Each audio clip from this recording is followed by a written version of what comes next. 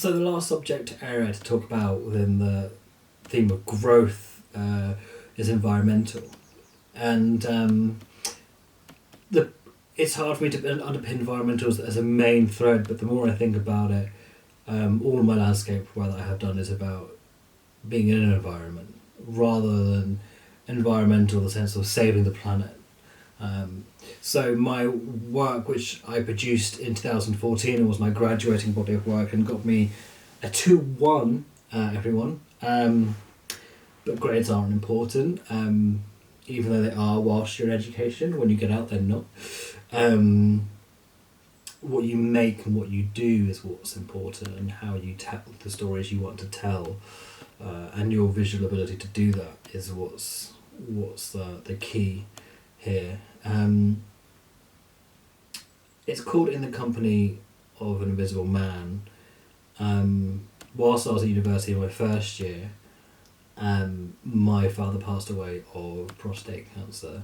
I went to university knowing he had it, the diagnosis, and I was actually in my foundation year when he got the diagnosis. So I always wanted, whilst at uni, to make a project about the loss, but everything felt quite too raw, and I hadn't grown up enough visually to tackle it. It was only my last year where I knew I had the close-knit support of my tutors, and being in uni where you are in this protective bubble of creativity where you can do things and they won't be scrutinised in the way that you make work and your work is scrutinised in the real world. Making work in uni is the best time to make work and explore and do things and grow as a person.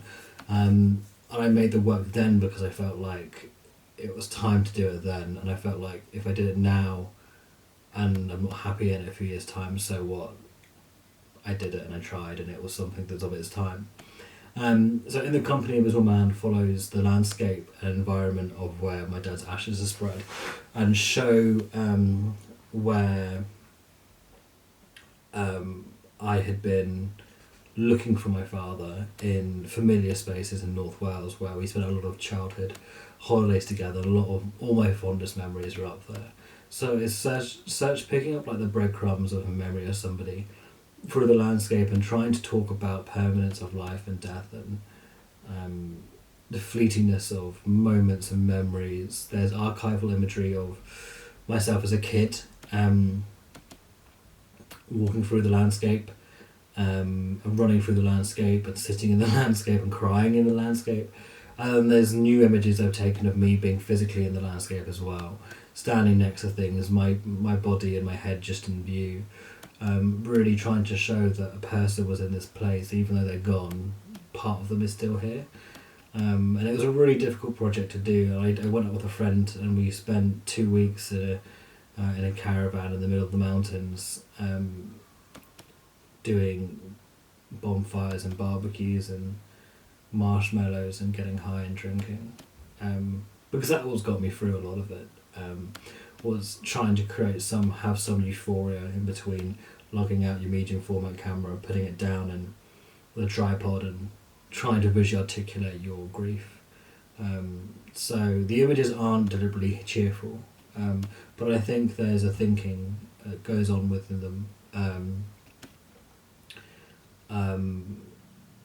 A tone that's subtle, I'd like to think, is there.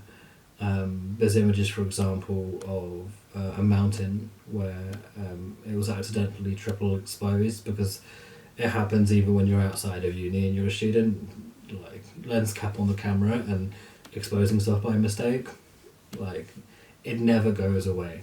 Even doesn't matter how good you are, those are the two things which will keep happening to you.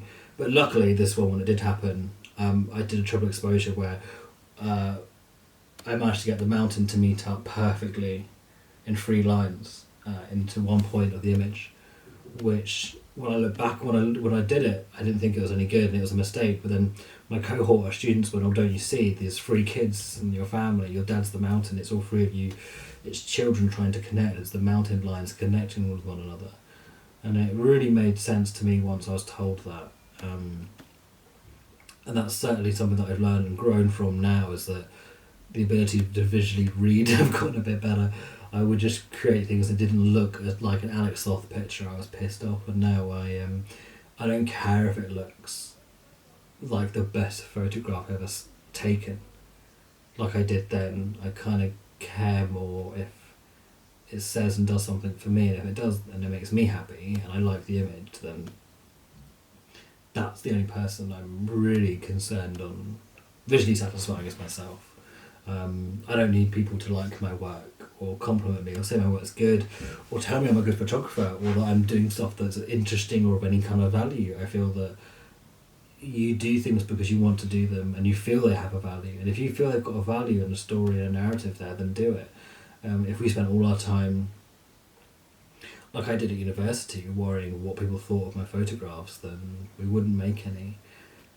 So in the Company of Invisible Man, it has other images in it with quartz, which is the most abundant object mineral source formation of rock that happens there, alongside images of a dead lamb.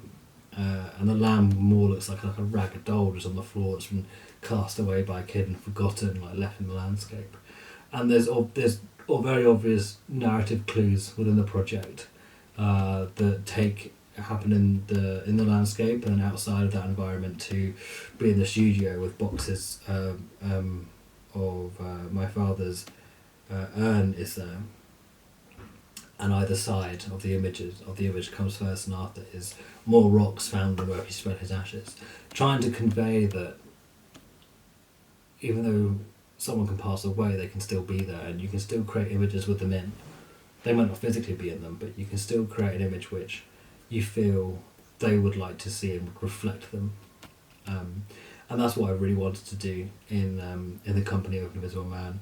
I do have copies of the book, so if anyone would like a copy, you have to ask me something interesting over email, or jump on a Zoom chat after this. After you've seen this video, we can organise a big conversation between all of us and continue the conversation further about some of the pictures I've taken. If you'd like to know more about Velvet Youth, Year of Protest,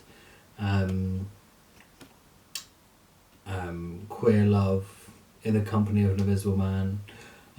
Where I am now as a photographer, I'm working on a long form story called A Star Wars Story, where I'm spending time with members of the UK Star Wars community who make droids, have worked on the films, have starred in the films, because to me Star Wars is one of the most important things ever made. A huge fan, and I want Star Wars stuff in photographs more, and I want queer people in photographs more. So those are my two kind of loves at the moment, is going forward with Queer Love and A Star Wars Story, and just focusing on telling those stories that I want to tell, and featuring things and images I want to feature that need to be featured a lot more. So yeah, if you guys have any questions, I'm more than happy to respond to you guys over email. I would love to take this conversation further about photography and some of the topics that I've tried to raise with you all. And yeah, thank you for inviting me. And yeah, hopefully I shall see you all in the real world pretty soon. Thank you.